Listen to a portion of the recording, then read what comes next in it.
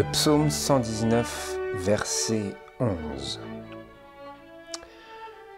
J'ai serré ta parole dans mon cœur afin de ne pas pécher contre toi. Bonjour à tous frères et sœurs et bon sabbat, que le Seigneur vous bénisse.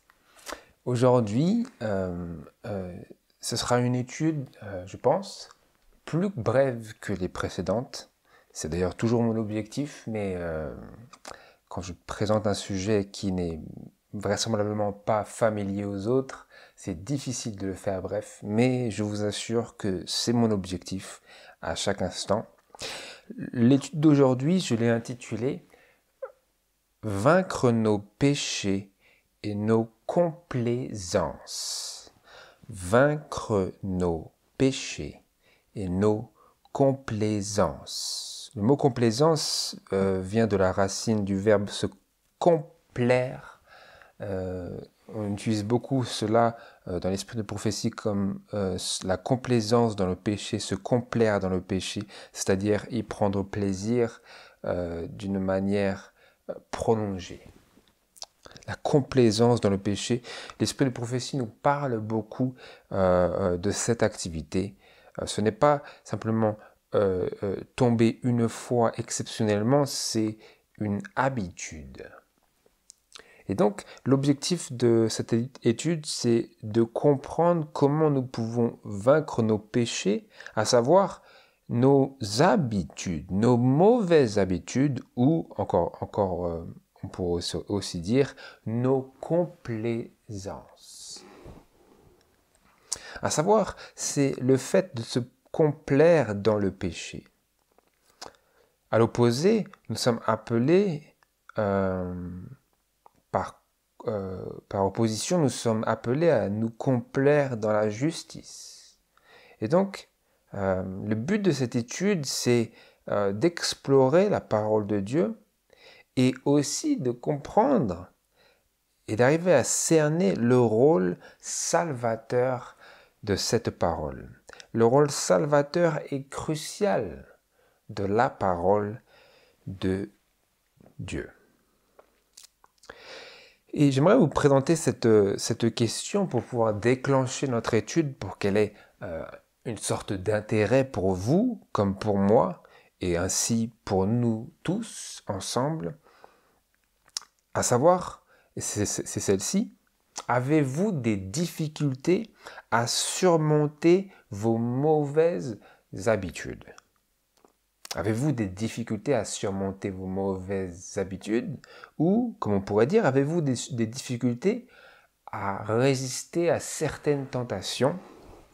Et cela, par conséquent, forme et a formé, et par cela, vous avez vous-même formé, où nous avons nous-mêmes formé de mauvaises habitudes. Avons-nous ces difficultés-là?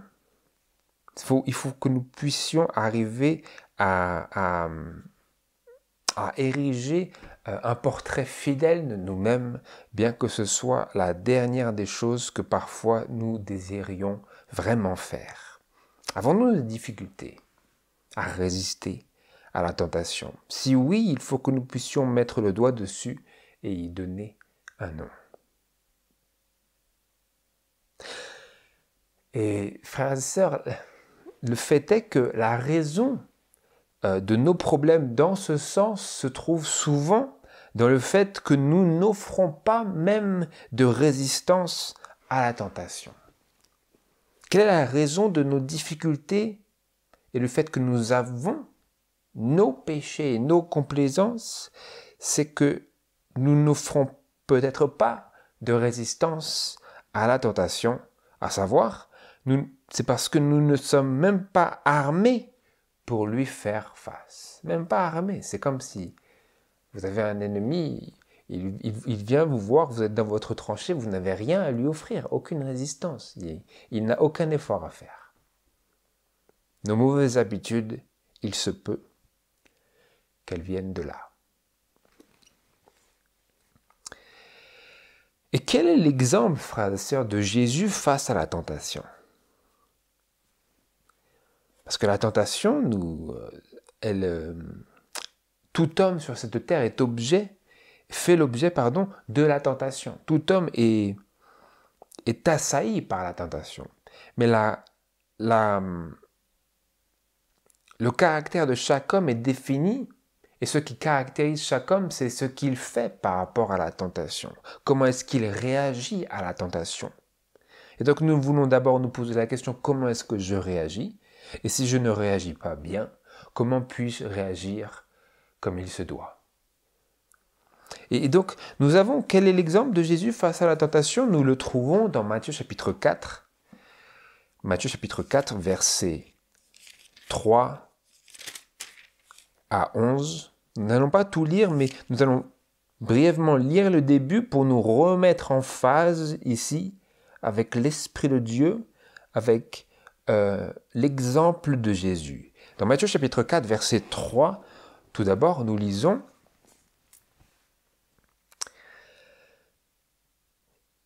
Et donc au verset 1, nous apprenons que Jésus fut emmené par l'Esprit dans le désert pour être tenté par le diable. Verset 2, et après qu'il eut jeûné 40 jours et 40 nuits, il eut faim. Donc ce n'est pas étonnant. Et verset 3, et s'étant approché de lui, le tentateur, à savoir le diable, Satan, lui dit: si tu es le Fils de Dieu, dis que ces pierres deviennent des pains. Voilà, ce fut la première tentation. Elle ne nous semble pas très tentante pour nous, mais c'est parce que parfois nous ne réfléchissons pas assez loin pour arriver à discerner la similitude, la similarité entre l'expérience que Jésus a faite et celle que nous faisons régulièrement, quotidiennement. Donc je ne vais pas aller là-dedans parce que ça prendrait beaucoup de temps, mais il suffit de dire, et je me contenterai de dire ici que l'esprit de prophétie met en avant que ces trois tentations représentent et constituent l'ensemble des tentations auxquelles l'humanité est confrontée depuis le début de la chute jusqu'à nos jours actuels et présents. Et donc, il fut tenté de faire quelque chose pour subvenir à ses propres besoins. C'était la tentation sur l'appétit. Il avait extrêmement faim. Le diable le tenta sur l'appétit. Ensuite, nous avons la deuxième tentation qui était où le diable tenta Jésus de se jeter du haut du temple, ce qui était la tentation à la présomption. Le diable aussi tente l'homme, et notamment le chrétien, à la présomption, à savoir c'est tout de grâce, il n'y a pas besoin de faire les œuvres, Dieu va me sauver par sa grâce, et donc le diable tente: oh, il y a tellement de grâce, regarde, jette-toi, la grâce de Dieu, elle est si abondante. C'est la tentation à la présomption. La Bible dit: ne tente pas l'Éternel ton Dieu. C'est ce que le diable faisait ici, de demander et tenter Jésus de tenter le Père et de tenter Dieu. C'était la deuxième tentation. Et la troisième fut le moment où le diable mena Jésus sur une montagne fort haute. Il lui montra tous les royaumes du monde et leur gloire et lui dit: je te donnerai toutes ces choses si te prosternant tu m'adores. C'était la tentation à l'amour du monde et des choses du monde, et à adorer le monde. Comme c'est marqué, je crois, dans 1 Jean chapitre 2, où il est écrit que n'aimez pas le monde, disait l'apôtre Jean. La convoitise de la chair, la convoitise des yeux et l'orgueil de la vie. C'était l'orgueil de la vie que le diable présentait à Satan, l'amour du monde. Et donc, ces tentations, l'esprit de prophétie nous dit, englobent toutes celles auxquelles nous sommes nous-mêmes confrontés. Elles sont l'incarnation de toutes les autres tentations. Ces trois types de tentations-là. Et donc, ce sur quoi nous voulons nous pencher ici, c'est quel était l'exemple de Jésus face à la tentation. C'était cela. Et nous voulons pouvoir y répondre maintenant. Quel était son exemple? pour que je puisse savoir si moi je n'ai pas réagi proprement et comme il faut. Comment puis-je réagir proprement et comme il faut?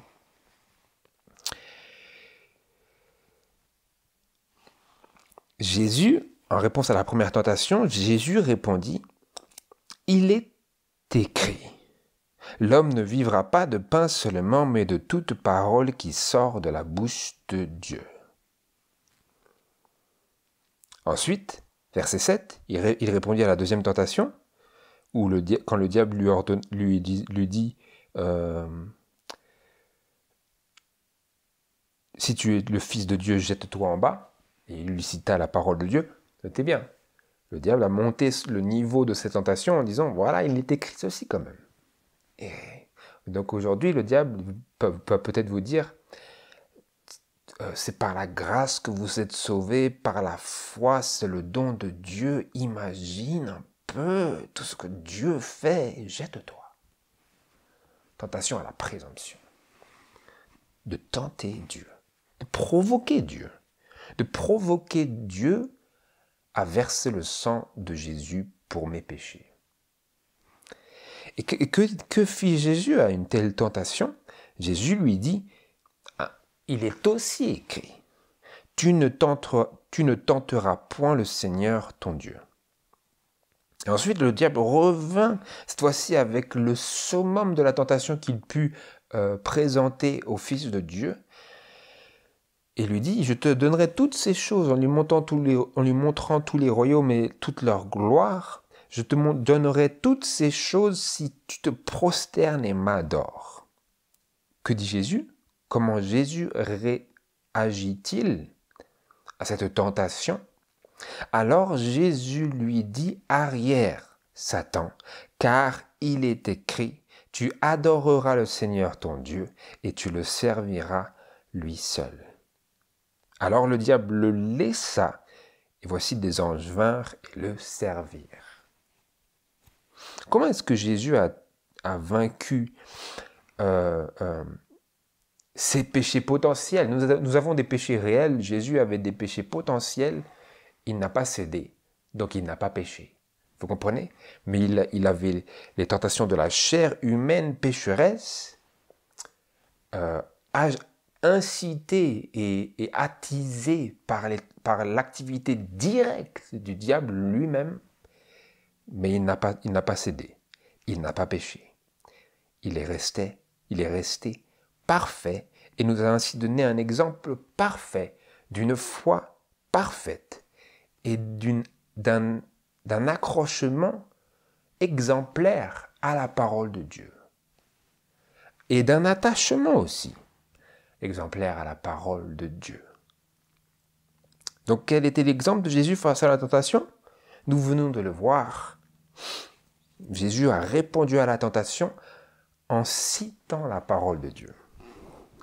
Et donc je voulais vous demander, frères et sœurs, c'est un peu une question rhétorique, mais qui ne manquera pas certainement de toutefois provoquer notre réflexion. Est-ce possible que nous échouons dans nos combats parce que nos réponses et nos réactions sont différentes de celles qui constituèrent l'exemple que Jésus nous a laissé? Est-ce que nous échouons parce que nous réagissons et nous répondons différemment à la tentation de la manière dont Jésus a répondu à la tentation, à savoir avec la parole de Dieu et en citant la parole de Dieu? Est-ce que c'est possible que ça soit cela, le cœur du problème? Parce que nous lisons que Jésus a répondu par « il est écrit » et que comme issue de son entretien avec le tentateur, verset 11, le diable le laissa. Et les anges vinrent. Est-ce possible aussi que si nous résistons à la tentation comme cela, le diable nous laissera et que les anges viendront à nous pour nous servir, pour nous consoler, pour nous fortifier, pour nous encourager? Et est-ce possible que nous nous privions de cette activité des anges si nous manquons de suivre cet exemple de Jésus face à la tentation? C'est possible. Ici, j'aimerais lire cette brève citation de l'esprit de prophétie. Ici, aujourd'hui, on va se concentrer sur la parole de Dieu. Mais juste cette brève citation de l'esprit de prophétie qui m'est revenue à l'esprit, que j'aimerais vous partager, qui se trouve dans Messages choisis, volume 1, la page 110 et paragraphe 2, où il y a ces deux phrases brèves, ces deux brèves phrases qui disent, en parlant de ce conflit de Jésus avec le diable, après son jeûne de 40 jours et 40 nuits. Dans ce conflit, Jésus n'a même pas choisi ses propres mots, il s'appuya sur « il est écrit ». Vous imaginez un peu que dans l'exemple que Jésus nous a donné, que lui étant le Fils de Dieu, Sauveur, Seigneur, Maître, tout ce que vous voulez, lui, dans cet exemple qu'il nous a laissé, n'a même pas choisi ses propres mots, afin de vaincre et de résister à la tentation.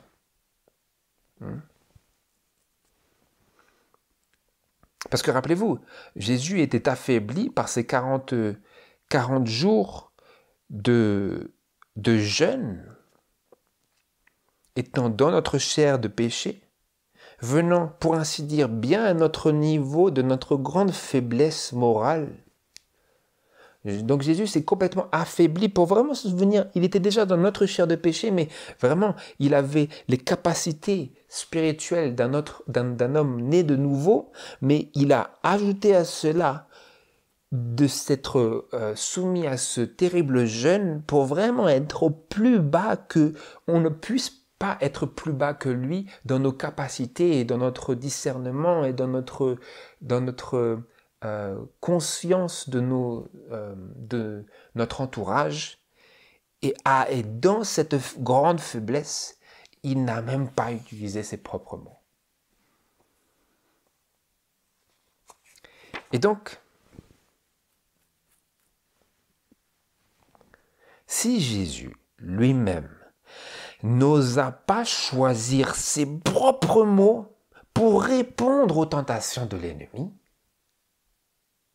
quelle chance aurons-nous si nous n'avons pas une emprise ferme sur la parole de Dieu dans nos combats contre la chair?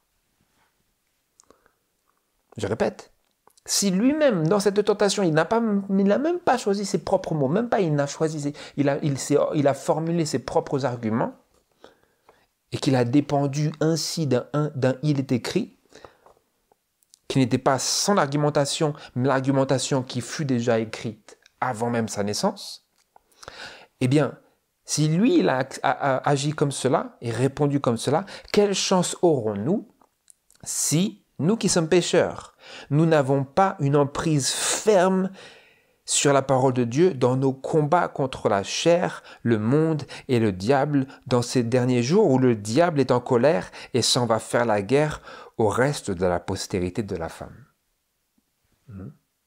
Si Jésus lui-même n'a même pas formulé ses propres mots, quelle chance avons-nous si nous ne suivons pas cet exemple?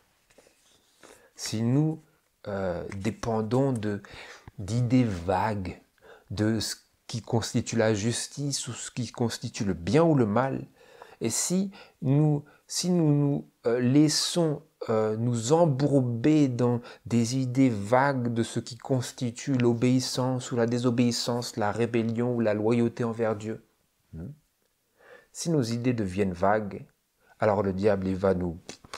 Allez, c'est terminé. Ça ne va même pas durer une seconde, quoi. Parce que nous arrivons, il arrive, nous sommes dans la tranchée, nous tournons les pouces comme cela, et le diable il dit « je n'ai rien à faire ». Allez, c'est terminé. Il nous a vaincus. La tentation n'a même duré une fraction de seconde. Nous avons cédé.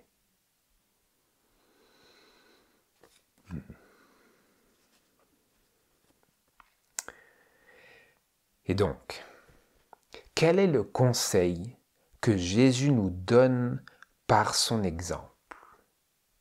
Parce qu'ici, nous voyons son exemple, et je pourrais lire de nombreuses déclarations ici, mais cela prend beaucoup de temps, vous savez, de préparer des déclarations. Elles ne sont pas très dignes de foi dans les livres français. Ça me prend beaucoup de temps. Mais donc, nous allons nous concentrer sur, nous allons nous concentrer sur la réponse à cette question à travers la simple parole de Dieu. Parce que c'est cela que Jésus a employé dans sa tentation. Parce que si vous avez des longues phrases interminables, en réalité, vous n'avez vraiment pas de puissance. La parole de Dieu nous a été donnée pour vraiment couper entre ces tentations. Mais si nous essayons de nous rappeler vaguement de ce que l'esprit de prophétie dit, ça va être très problématique. Surtout de nos jours ici où notre mémoire a tendance à t'enflancher. C'est pour ça que Dieu nous a donné cette parole pour que nous puissions l'utiliser aux mêmes fins que Jésus l'utilisa. Je répète notre question. Quel est le conseil que Jésus nous donne par son exemple? Quel est le conseil qui ressort de son exemple? C'est le principe qui était dans notre lecture biblique que nous trouvons dans le psaume 119, on va commencer par le verset 9 et ensuite le verset 11. Donc, que cela ne vous rebute pas, il s'agit du jeune homme, mais c'est tout aussi applicable à la jeune femme ou à la femme âgée dans sa cinquantaine ou à la femme très âgée ou peu importe. Peu importe, c'est applicable au jeune homme, au vieil homme, à la jeune femme, à la vieille femme. Ce principe est large, large, large, large. Le psaume 119, versets 9 et 11, je lis. Quel est le conseil qui ressort de cet exemple de Jésus? Il est ici écrit. Comment le jeune homme rendra-t-il pure sa voix? C'est en y prenant garde selon ta parole. Verset 11. J'ai serré ta parole dans mon cœur afin de ne pas pécher contre toi. Qu'est-ce que cela veut dire? Pourquoi est-ce que je serre la parole dans mon cœur comme cela? La parole de Dieu? Vous me direz, afin de ne pas pécher contre Dieu. Oui, mais comment? Afin que quand je l'ai serrée dans mon cœur et que je suis tenté, que je puisse la ressortir. Ce n'est pas juste pour qu'elle prenne la poussière là dans ma mémoire, ça ne sert à rien ça. Il faut que je puisse la ressortir. Serrer la parole dans mon cœur, à quoi cela est-il équivalent? C'est obtenir une formation de combat. C'est ça que cela veut dire. C'est pas juste pour avoir des informations. Ça ne me sert à rien. Ça ne me sert à rien. Dieu me donne sa parole pour que je la serre dans mon cœur afin que quand le combat se présente, je puisse la sortir de son fourreau. Parce que nous disons, comme nous allons le voir, que la parole est une épée.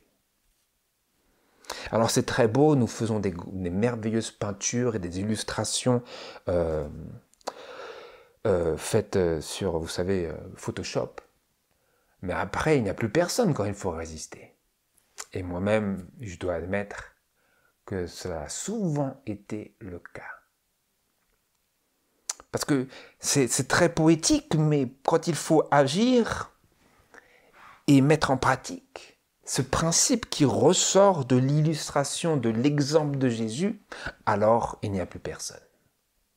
C'est là que nous voulons, frères et sœurs, pouvoir faire la différence et mettre en pratique le conseil de Jésus.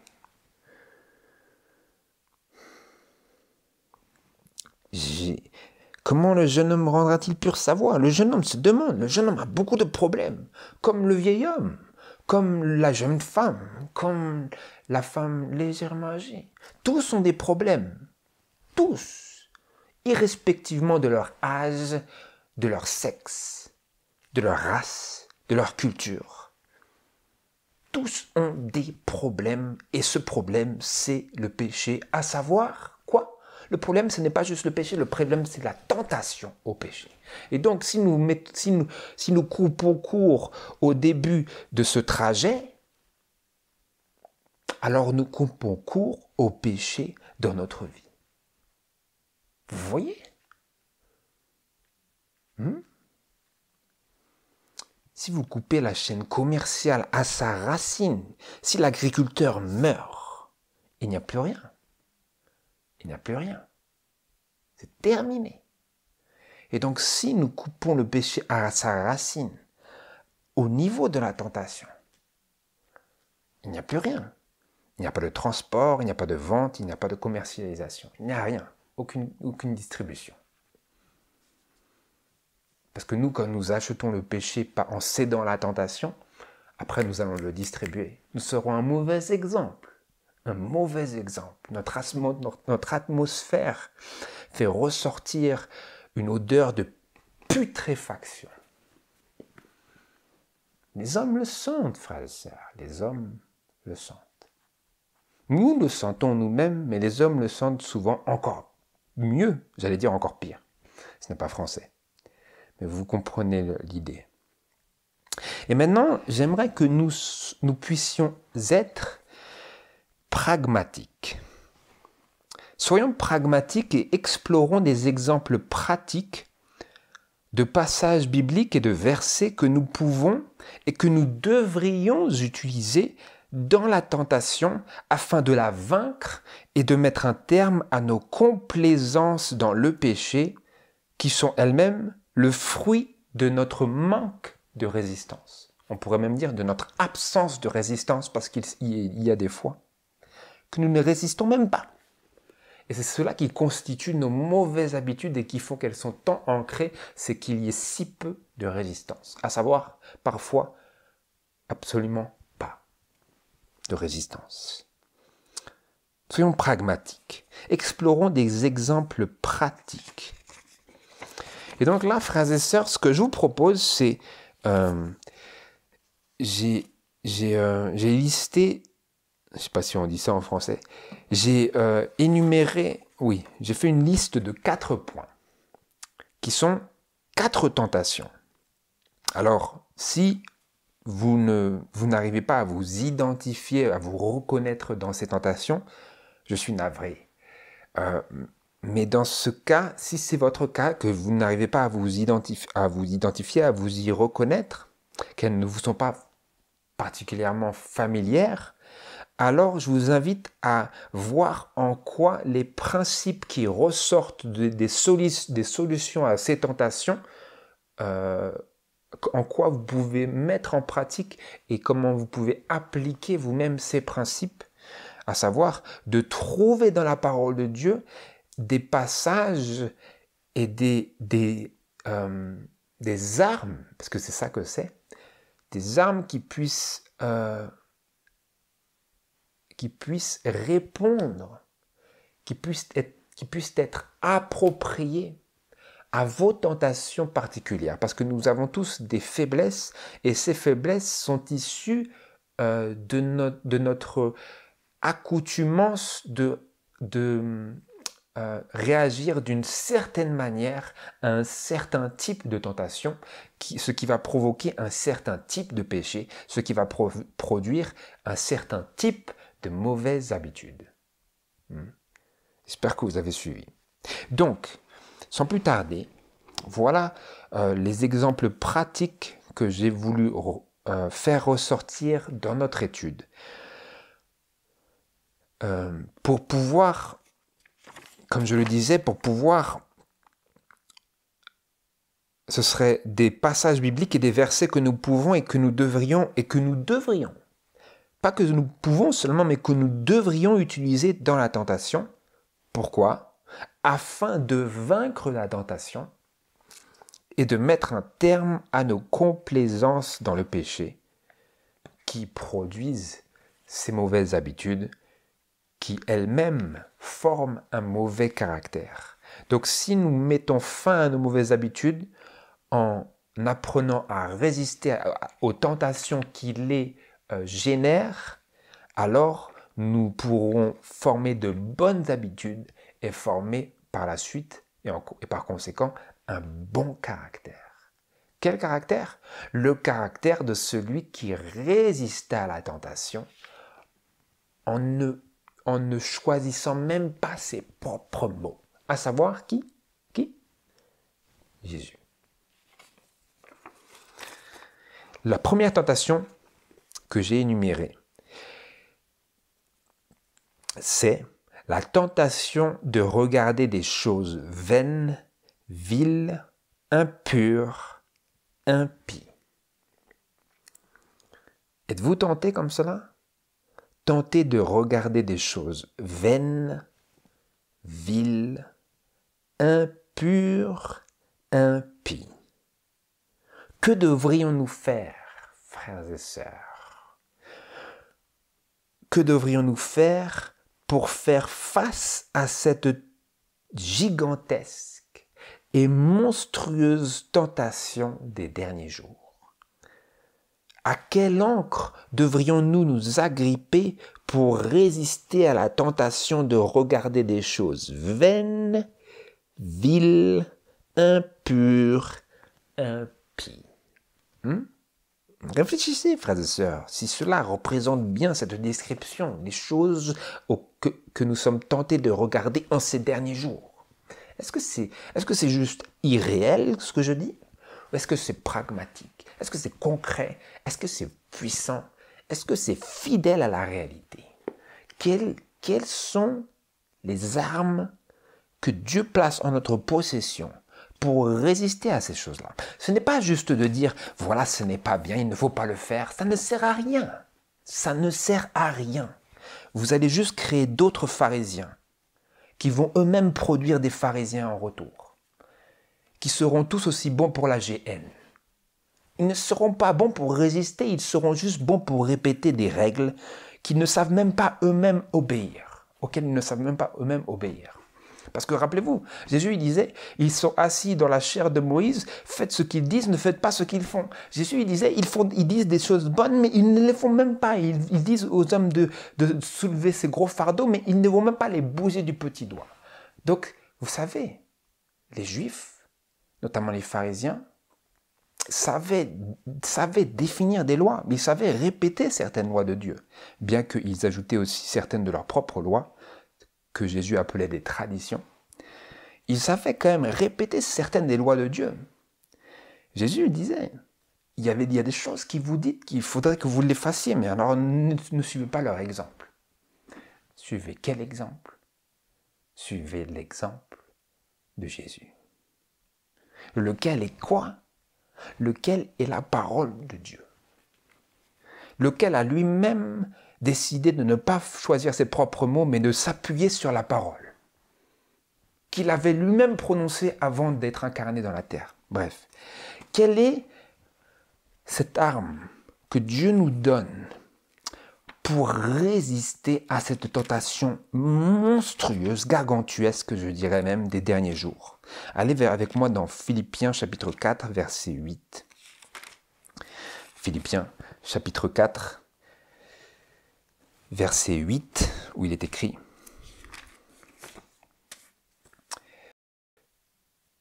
« Au reste, frères, que toutes les choses qui sont véritables, toutes celles qui sont honnêtes, toutes celles qui sont justes, toutes celles qui sont pures, toutes celles qui sont aimables, toutes celles qui sont de bonne réputation et où il y a quelques vertus et qui sont dignes de louange, que toutes ces choses occupent vos pensées. Que toutes ces choses occupent vos pensées. Quelle est l'arme que Dieu place entre nos mains, frères et sœurs? Ici, vous avez une description qui est éducative. Je pense qu'on dit ça, éducative ou éducatrice, et qui aussi est une arme. Quelles sont ces choses qui devraient occuper nos pensées?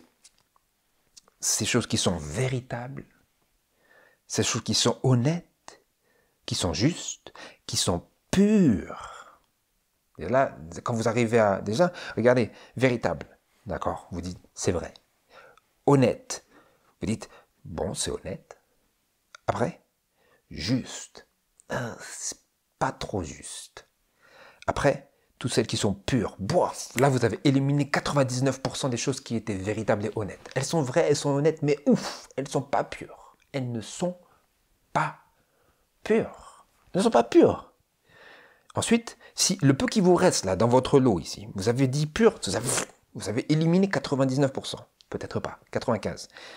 Ça va dépendre des choses que vous avez devant les yeux. Ensuite, toutes ces choses, toutes celles qui sont aimables. Aimables. Est-ce qu'elles sont aimables? Elles sont peut-être véritables. Elles sont peut-être honnêtes. Bon, juste, je ne suis pas sûr.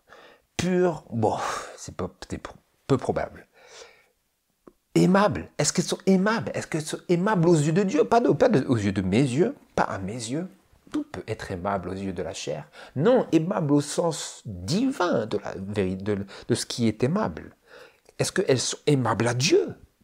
Est-ce que dans ce sens-là, dans le sens de la suprême aimabilité, on pourrait dire, est-ce qu'elles sont aimables? En anglais, c'est lovely, dans le sens de agréable, dans le sens divin de agréable, pas dans le sens de ce qui agrée à la chair.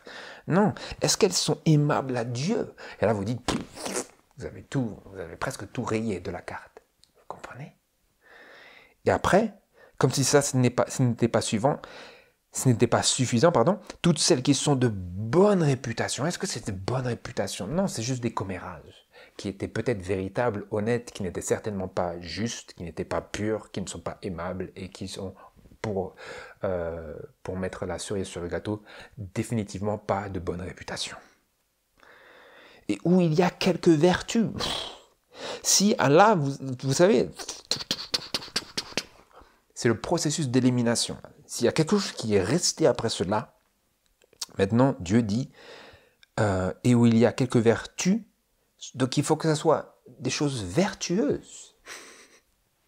Qu'est-ce qui reste, mes frères et sœurs? Qu'est-ce qui reste? Choses vertueuses et qui sont dignes de louange. Que toutes ces choses occupent vos pensées. Il y a beaucoup de choses qu'on ne va plus regarder là. Réfléchissez, frères et sœurs. Réfléchissons. Soyons honnêtes avec nous-mêmes et avec Dieu. Et aussi contradictoire que cela puisse paraître, voici l'arme que Dieu place entre nos mains. Il nous dit, voilà, c'est l'arme. Et je dis, mais Dieu, cette arme, elle est contraire à tout ce que je suis. Il me dit, tu vas être quelqu'un d'autre. Qu'est-ce que Dieu a dit dans Jérémie chapitre 31? Voici l'alliance éternelle que je vais faire avec ce peuple. Je vais mettre ma loi dans leur cœur. Je crois que je vais mettre ma loi à l'intérieur d'eux et je vais l'écrire sur les tables de leur cœur. Comment est-ce que Dieu fait cela? Sa loi, qui le transcripte, comme dit l'esprit de prophétie, de son caractère. La parole de Dieu, qui représente la volonté de Dieu. Sa loi et sa parole sont indissociables. Et donc, pour que Dieu inscrive sa loi, est-ce que ça veut juste dire que il va copier les 10 commandements de Exode chapitre 20, je sais pas, quelque part là-dedans? C'est tous les principes qui sont intégrés dans cette loi et qui la développent, par lesquels Dieu va écrire sa loi dans nos cœurs. Et parmi lesquels se trouve cette déclaration de Philippiens chapitre 4, verset 8. Comment est-ce que nous allons résister à cette tentation? En acceptant cette formation. Quelle formation? La formation au combat. Quel combat? Le combat contre la tentation. La tentation à quoi? La tentation au péché. Il n'y a pas de tentation à la justice, ça n'existe pas. Nous sommes tentés au mal ou nous sommes encouragés à bien faire. Dieu, dans sa parole, nous encourage à faire la justice. Le diable, par sa tentation, à travers la chair, le monde et lui-même, nous tente à faire le mal. Ce qui nous mène et qui est la commission du péché.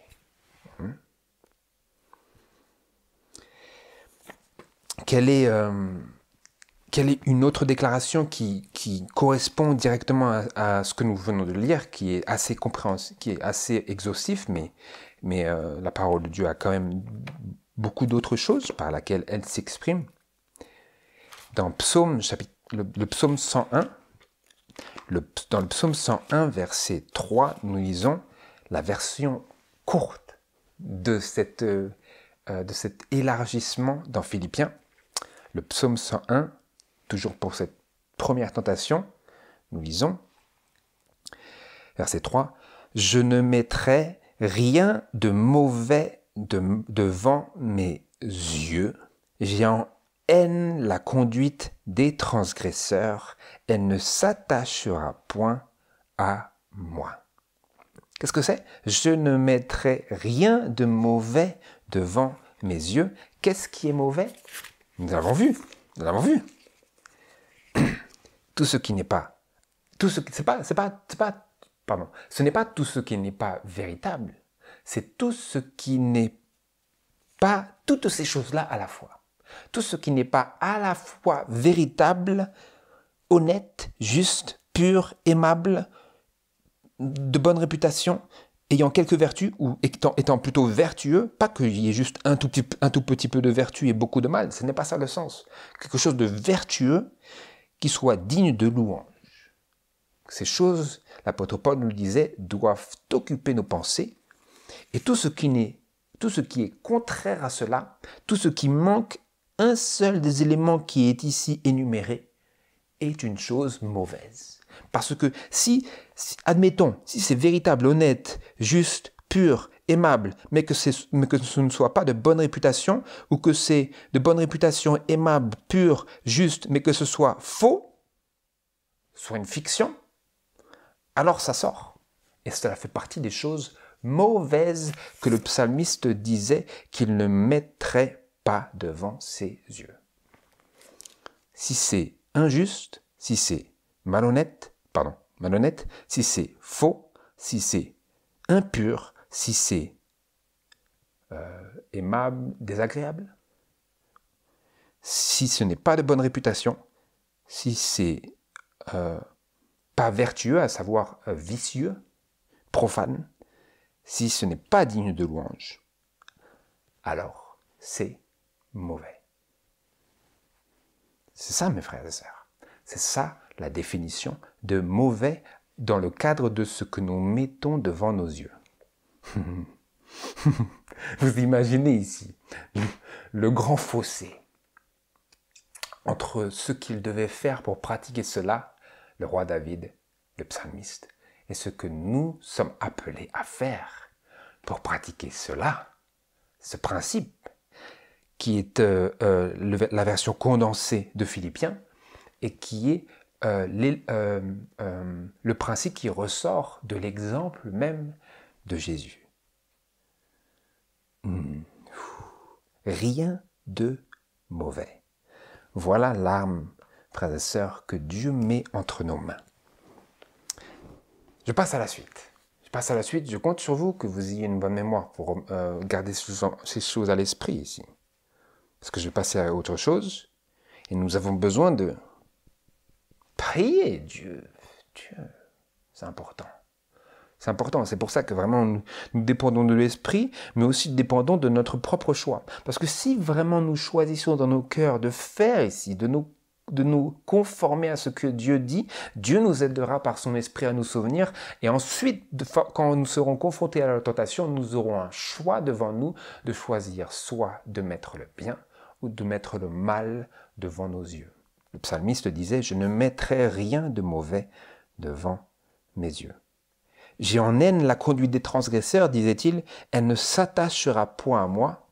Comment est-ce que la conduite des transgresseurs ne s'attachera point à moi, de sorte qu'elle devienne ma conduite par cette activité de mes propres choix, de ne rien mettre délibérément de mauvais devant mes yeux, à travers notamment ces déclarations même là de la parole de Dieu dans Philippiens et dans les psaumes. Le psaume 101, verset 3. Je m'arrête là. La deuxième tentation que j'ai énumérée et sur laquelle nous voulons nous pencher maintenant, c'est... Alors, je m'excuse pour les sœurs qui écoutent cela, ça ne va peut-être pas sembler très familier parce que la tentation de la femme est différente de celle des hommes, mais Dieu seul sait. Je vous invite à appliquer ce principe comme c'est le plus approprié. La tentation, c'est celle-ci, la tentation de regarder une femme avec convoitise. Qu'est-ce que Dieu nous donne dans sa parole? Quelle est l'arme que Dieu place entre nos mains pour que nous puissions résister à la tentation par cette arme? En suivant l'exemple de Jésus qui, comme nous l'avions lu, n'a pas lui-même choisi ses propres mots dans ce conflit contre la tentation, contre le diable. Quel est il est écrit que Dieu met entre mes mains et vos mains et nos mains afin de résister à la tentation et de la vaincre. Et par conséquent, de vaincre des mauvaises habitudes. Parce que c'est ça le vrai problème. Parce que céder à la tentation, une fois juste de manière isolée, ce n'est pas ça le problème. Le problème, c'est la tentation, le fait de céder à la tentation de manière consécutive, ce qui va former des mauvaises habitudes qui, elles, à leur tour, vont former un mauvais caractère, et c'est ça que le diable veut. Parce que les mauvais caractères, ce sont ceux qui pêchent, ceux qui ne sont pas conformes à l'exemple de celui dans la bouche duquel il ne s'est pas trouvé de fraude et qui n'a point commis de péché. C'est l'exemple de l'agneau sur la montagne avec les 144 000, n'est-ce pas? Mais nous savons cela, mais des fois nous avons des problèmes un peu cognitifs à mettre en pratique. L'arme. Quelle arme Dieu nous donne? Exode pour l'arme. La formation de combat. L'armure. L'épée. Oui, l'épée, c'est bien, mais en quoi puis-je saisir cette épée, la discerner, la brandir, la prendre dans mes mains? Vous savez, c'est intéressant, je me souviens quand j'étais un peu plus jeune, je regardais, je n'en fais pas la défense, mais je regardais un bon nombre de films et j'ai cru comprendre que les armes du temps du Moyen-Âge, ces épées, étaient extrêmement lourdes et que si vous n'aviez pas appris à les manipuler au préalable, le moment quand le moment viendrait où vous seriez appelé par la nécessité à la prendre, vous auriez complètement pas du tout de formation, pas de préparation parce qu'elle serait beaucoup trop lourde, vous n'arrivez pas à la brandir, à la déplacer de gauche à droite et elle vous serait complètement inutile. Donc l'arme en elle-même est bien, elle est utile, elle est forte, elle est puissante, elle peut être d'un grand secours, elle peut vous sauver la vie, mais si vous n'avez pas appris à la manipuler, quand la difficulté vient, vous dites « mais je peux rien faire avec ça, elle est trop lourde ». Et donc c'est pareil avec la parole de Dieu, si nous n'apprenons pas à l'emmagasiner, à la manipuler dans notre esprit, à la mettre en confrontation directe avec des fausses doctrines et avec les tentations directes de l'ennemi. Au bout d'un moment, nous la laissons poser, nous disons, elle ne me sert à rien cette épée. Je ne peux rien faire, elle est trop lourde. Vous comprenez? La parole de Dieu, c'est un peu la même chose. Elle est extrêmement lourde de sens, de capacité, de possibilités de possibilités de convaincre et d'exhorter et de vaincre la tentation, de résister à la tentation, de nous éduquer nous-mêmes, de nous former. Elle a tant de capacités, mais si nous perdons l'habitude de la manipuler, au bout d'un moment, elle devient trop lourde et donc nous la délaissons. Et ensuite, le diable, il nous trouve, mais t'as rien, tu n'as rien, tu n'as même pas de bouclier, pas d'épée, pas d'armure, pas de chapeau, pardon, pas de casque, tu es pieds nus, enfin, tu ne sers à rien, quoi. C'est bon. Vous voyez? Et donc, quelle est l'arme que Dieu place entre nos mains pour résister à cette tentation de regarder une femme avec convoitise? Je lis ici Exode chapitre 20, verset 17. Dieu nous dit, c'est le 10e commandement. Tu ne convoiteras point la maison de ton prochain. Tu ne convoiteras point la femme de ton prochain, ni son serviteur, ni sa servante, etc. Ce qui nous intéresse, c'est la femme. Si vous arrivez ici, dans le feu de l'action, à appliquer un autre élément de ce passage, tant mieux. Mais ici, je veux me concentrer sur « Tu ne convoiteras point la femme de ton prochain ». Alors, ici, l'erreur que nous pourrions faire, c'est de dire « Oh, Dieu me dit, tu ne fais pas ».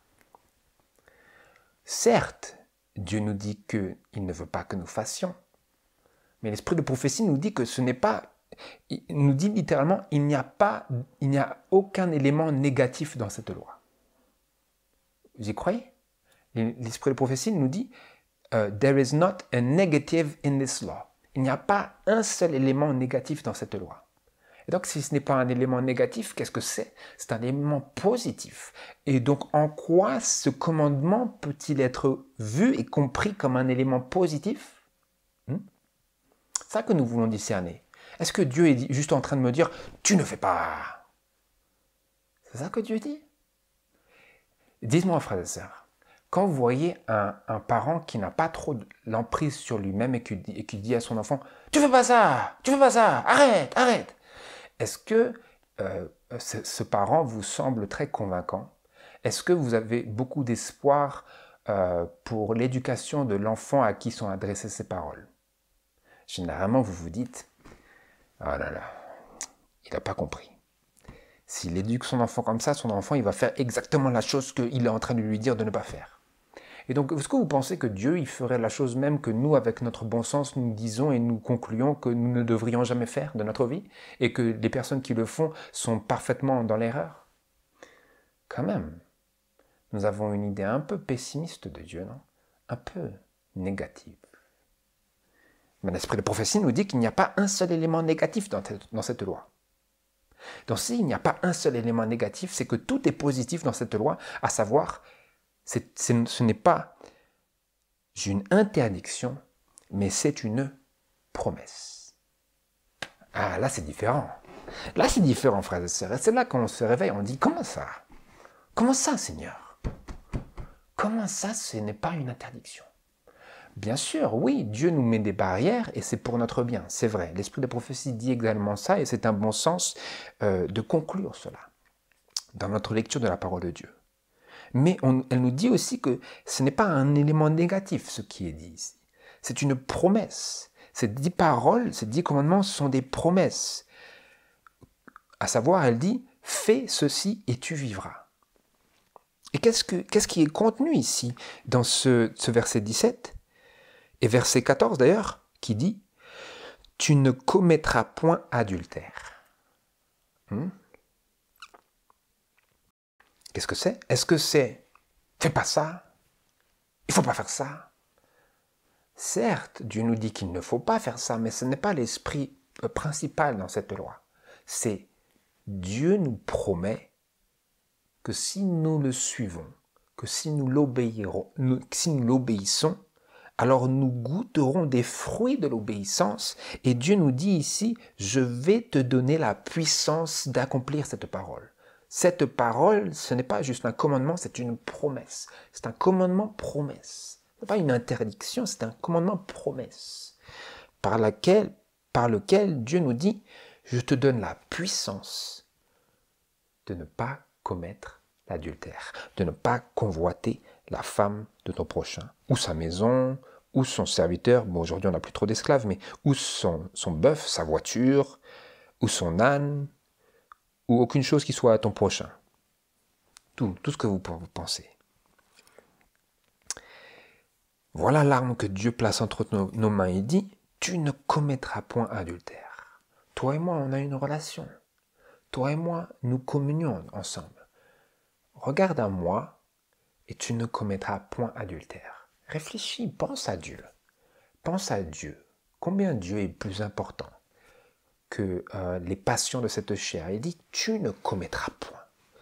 Tu as la puissance. Si tu écoutes ma parole, si tu saisis ma parole sera en toi une puissance pour vaincre le péché et résister à la tentation, ce qui est synonyme. Voyez, frères et sœurs, que disait Jésus à ce sujet-là? Dans Matthieu chapitre 5, verset 27, qui vient compléter cette pensée.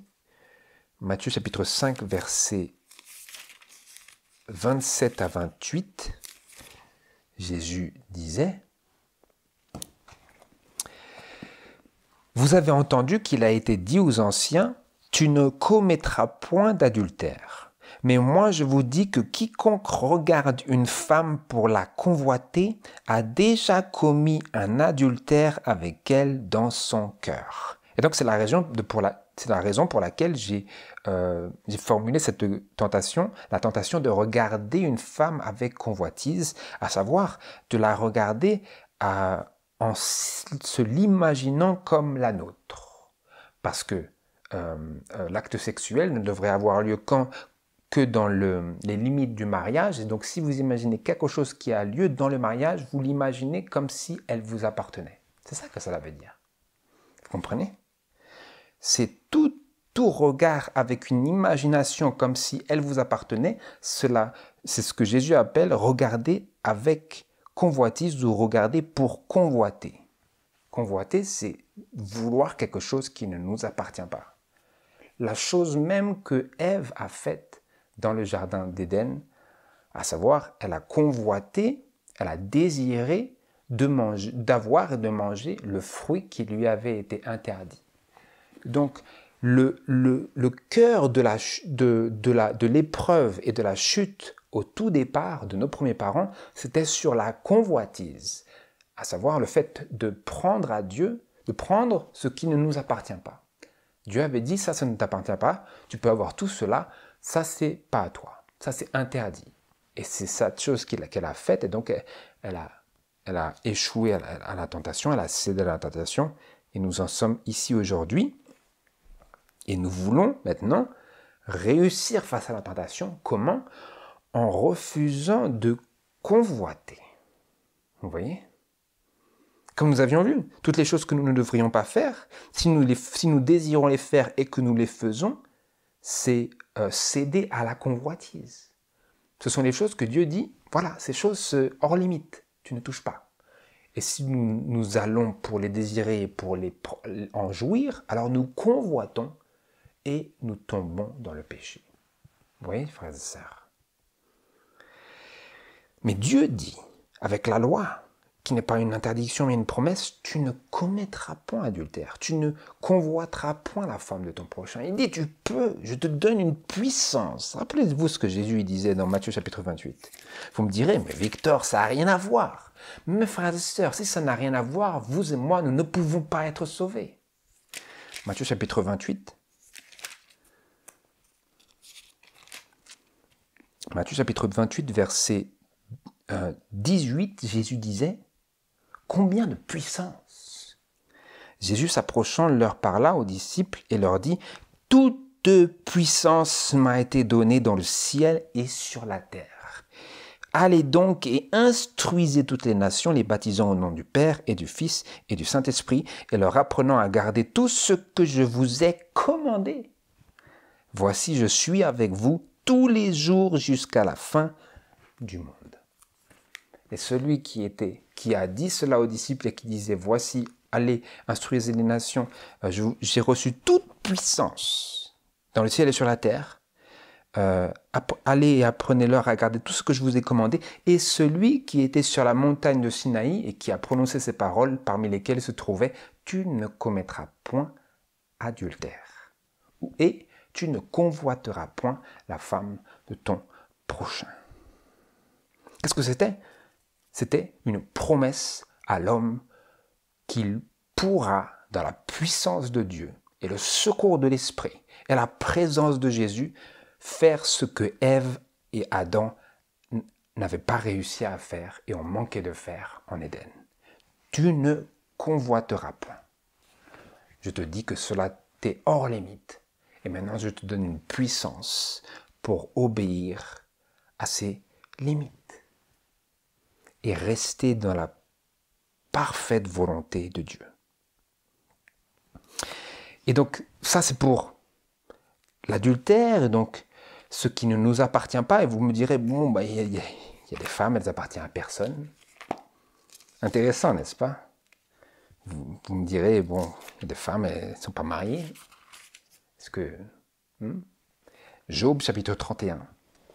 Job, chapitre 31, répond à cette question parfois peu exprimée même. Job, chapitre 31, verset 1. Job lui-même disait, « J'avais fait un accord avec mes yeux, et comment aurais-je regardé une vierge ?»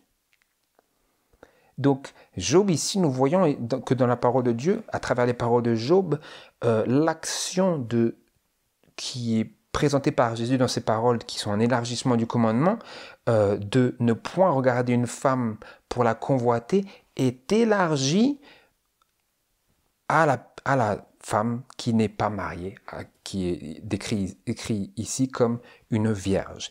Job disait, j'ai fait un accord, littéralement, dans la Bible King James, j'ai fait une alliance avec mes yeux. Comment regarderais-je une vierge? C'est ça littéralement. J'ai fait une alliance avec mes yeux. Comment regarderais-je une vierge? Et donc, c'est un engagement personnel que l'homme fait et que la parole de Dieu donne la puissance à l'homme de faire avec lui-même et avec Dieu, dans lequel il dit, voilà, je fais une alliance avec moi-même et avec Dieu, devant Dieu, et je dis, je ne regarderai pas une vierge. Comment? Pour la convoiter. Vous pouvez regarder une femme et discuter avec une femme sans jamais la convoiter. Apprécier ses qualités, ses vertus, même sa beauté, mais dans un espace de pensée limité simplement à ce qui est juste, honnête, pur, agréable, vertueux, digne de louange, tout cela. Vous comprenez? Vous arrivez ici à cerner comment nous pouvons résister à la tentation tout en restant intelligents et équilibrés. Et j'aimerais ici que nous nous attardions au troisième point, et après je passerai le quatrième, parce que nous avons écoulé notre temps. La troisième tentation que j'ai énumérée, c'est celle de s'attacher aux choses du monde.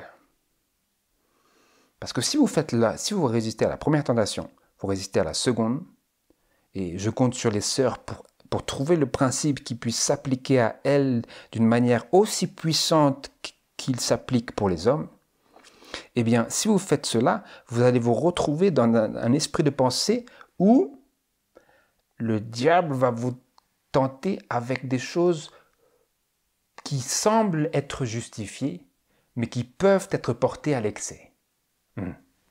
À savoir, quand le diable a tenté Jésus, pensez que Jésus lui-même savait qu'il allait être roi des rois et seigneur des seigneurs, couronné.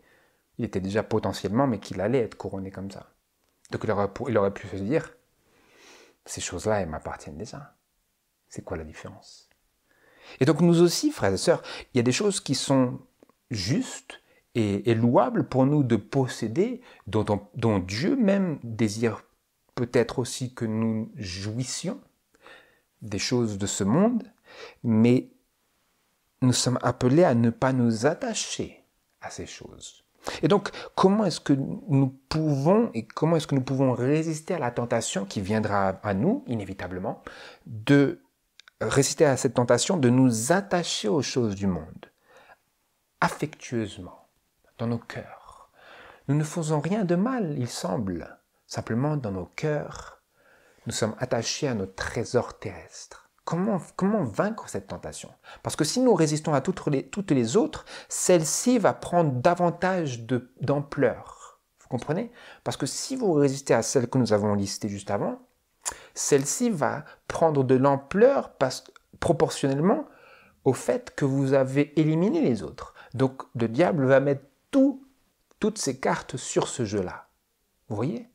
C'est sérieux ce que je dis, frères et sœurs. Et donc, comment est-ce que je peux résister à la tentation de m'attacher aux choses du monde? Parce que si j'ai résisté à toutes les autres choses, je vais me dire, mais j'ai plus rien ici alors. J'ai plus rien. Je ne peux pas faire ça, ça, ça. Et donc, le diable va nous tenter de faire quelque chose qui peut sembler justifié, cohérent, louable, mais qui peut nous faire perdre notre âme. Quelle est l'arme? L'arme que Dieu place entre nos mains pour faire face à ce dilemme des affections. Colossiens chapitre 3, versets 1 à 3.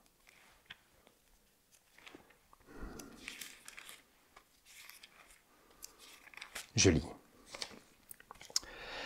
Si donc vous êtes ressuscités avec Christ, cherchez les choses d'en haut, où Christ est assis à la droite de Dieu. Affectionnez-vous aux choses d'en haut, et non à celles de la terre, car vous êtes morts, et votre vie est cachée avec Christ en Dieu. Mais quand Christ, qui est votre vie, paraîtra, alors vous serez aussi manifestés avec lui dans la gloire. Quelle est la pensée? Quelle est l'arme? Quelle est la formation? Quel est le mode de pensée que Dieu place sur les tables de notre cœur, par lequel il écrit sa loi et par lequel il inscrit son caractère? Quel fut son caractère? Jésus n'aimait pas le monde. Jésus était affectionné aux choses d'en haut. Et c'est comme cela qu'il pouvait attirer les hommes en haut. Jésus disait, quand moi j'aurais été élevé, j'attirerai tous les hommes à moi. Comment Jésus pouvait-il dire cela?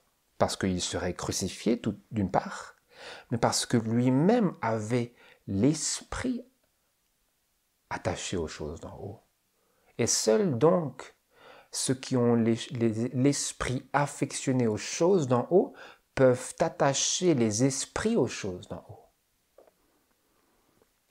Et donc, quel est l'appel ici? Lorsque nous sommes tentés de nous affectionner, de nous attacher aux choses d'en bas, à celles de la terre, c'est ceci, affectionnez-vous aux choses d'en haut. Car vous êtes morts, et votre vie est cachée avec Christ en Dieu. Donc vous vous direz peut-être, mais je ne me sens pas mort. Mais la Bible me dit que si je fais profession de foi en Dieu, en Christ, je n'ai pas besoin d'un processus. J'y crois et je suis mort. Et donc je suis appelé à comme c'est marqué au verset 5, faites donc mourir ce qui dans vos membres tient à la terre, la fornication, l'impureté, les passions, les mauvais désirs et l'avarice qui est une idolâtrie. Car c'est pour ces choses que la colère de Dieu vient sur les enfants de rébellion, dans lesquels vous aussi vous avez marché autrefois lorsque vous viviez en elles, mais maintenant vous aussi renoncez à toutes. Et donc, en renonçant à toutes celles-ci, alors cela peut être vrai, ce qui est écrit, que vous êtes morts, et votre vie est cachée avec Christ en Dieu. Vous voyez? C'est vrai dans la justification, et cela doit aussi être vrai dans notre engagement dans l'œuvre de la sanctification, de telle sorte que nous venons à Dieu, Dieu dit, Seigneur, tu me dis que je suis mort par ma profession de foi, par mon baptême, maintenant il faut que je reste mort. Comment fais-je cela? En m'affectionnant aux choses d'en haut. Les choses d'en haut sont écrites aussi en bas, ici. Pas dans la terre, pas dans les films télévisés, pas dans les séries, pas dans toutes ces choses qui sont vaines, viles, impures, impies, profanes. Elles ne sont pas écrites là. Elles sont écrites là. Et en regardant là, nous regardons là. Parce que nous n'avons pas besoin de regarder là, parce qu'il n'y a rien à voir. Parce que ce que nous cherchons à voir est écrit là, pour que nous puissions voir ce qui ne peut pas se voir là. Vous comprenez? Parce qu'il faut la foi pour voir les choses spirituelles. Quand bien même vous aviez le plus grand télescope qui existe dans le monde, le plus puissant, le plus avancé, le plus poussé, il ne vous sert à rien pour voir l'espace en nos rayons. Vous ne verrez rien. Parce que les choses spirituelles se voient spirituellement. Et pour les voir spirituellement, il nous faut nous affectionner à ces choses d'en haut, à ces choses spirituelles, à ces choses bibliques, à ces choses pour lesquelles la Bible nous donne des armes, afin que nous puissions les préserver dans notre esprit, que nous puissions serrer dans nos cœurs la parole de Dieu, afin de ne pas pécher contre le Seigneur, pas pécher contre Dieu, Jésus et le Saint-Esprit. Et donc, cela est aussi vrai dans 1 Jean chapitre 2, versets 15 à 17, mais je vais vous l'épargner. Et pour terminer, abréger notre méditation, j'aimerais que nous nous tournions vers les paroles de Hébreux chapitre 4, verset 12, qui expriment ce que j'avais moi-même cherché à exprimer juste avant. Donc, pourquoi est-ce que nous nous concentrons tant sur la parole de Dieu? J'avais dit que l'un des titres dont j'avais intitulé cette étude, c'était le rôle salvateur et crucial de la parole. Eh bien, la réponse est ici dans Hébreux chapitre 4, verset 12. « Car la parole de Dieu est vivante et efficace et plus aiguisée qu'aucune épée à deux tranchants, perçant jusqu'à la division de l'âme et de l'esprit, des jointures et des moelles, et jugeant des pensées et des intentions du cœur. » La parole est vivante et efficace et plus aiguisée qu'aucune épée à deux tranchants. Elle est comme une épée, perçant jusqu'à la division de l'âme et de l'esprit. Elle permet que nous puissions être séparés de nos péchés, séparés de nos passions, que nous puissions régner sur notre corps, que Jésus puisse régner dans notre conscience et que nous puissions avoir l'emprise sur les tentations du diable, du monde et de la chair, les passions de la chair. C'est pour cela qu'il peut être écrit à son sujet qu'elle perce jusqu'à la division de l'âme et l'esprit, des jointures et des moelles. Vous savez, c'est comme si vous aviez un couteau très puissant pour couper des animaux. C'est ça l'illustration qui nous est ici montrée, c'est que par cette parole, nous pouvons être séparés de nos péchés. Comment? À la fois en la recevant et à la fois en l'exerçant, en la manipulant, en la brandissant, pour ainsi dire, comme on le fait une épée. Et donc, il nous est donné une épée parce que nous sommes présentés à un combat, ce que nous voyons dans 2 Corinthiens chapitre 10, verset 3. « Car quoique nous marchions dans la chair, nous ne combattons point selon la chair. » Donc nous avons un combat, mais ce n'est point un combat selon la chair, quoique nous marchions dans la chair. Quel est donc ce combat? En effet, nos armes de guerre, ce que nous avons cherché à obtenir dans cette étude. En effet, nos armes de guerre ne sont pas charnelles, mais elles sont puissantes en Dieu pour renverser les forteresses, pour détruire les raisonnements et toute hauteur qui s'élève contre la connaissance de Dieu et pour amener toute pensée captive à l'obéissance de Christ. Pourquoi est-ce que ces armes de guerre sont là? Elles ne sont pas charnelles, nous dit-on. Elles sont puissante en Dieu, n'est-ce pas? Parce que la parole de Dieu est une puissance, elle est vivante, et elle est puissante pour opérer cette division entre l'âme et l'esprit, entre la moelle et la chair, je crois que c'est ce qu'on disait. C'était quoi? Excusez-moi.